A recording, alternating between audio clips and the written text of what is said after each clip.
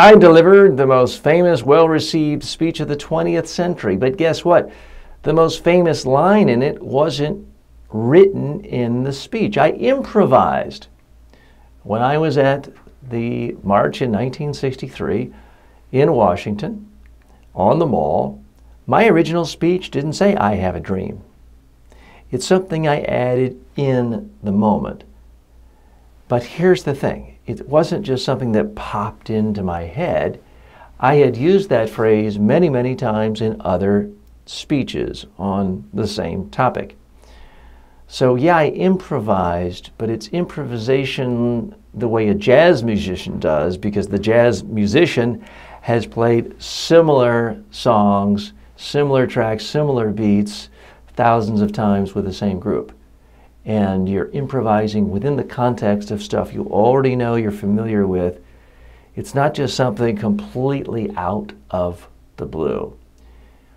I used my judgment because I was comfortable in that situation. I was confident because I knew I had a great speech regardless. And that allowed me the ability to change on the spot based on responses I was getting from the audience, my reactions from the audience. And you know what? It all worked out. My name is Martin Luther King Jr.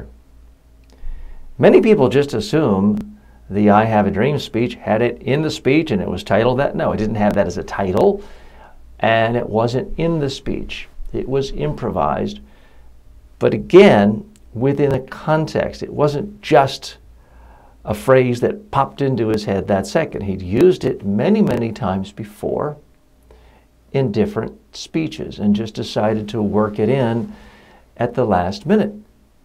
And it worked. So this is not winging it, folks. A lot of people say, well, I don't want to practice my speech too much. I don't want to become stale. I'll just wing it. No.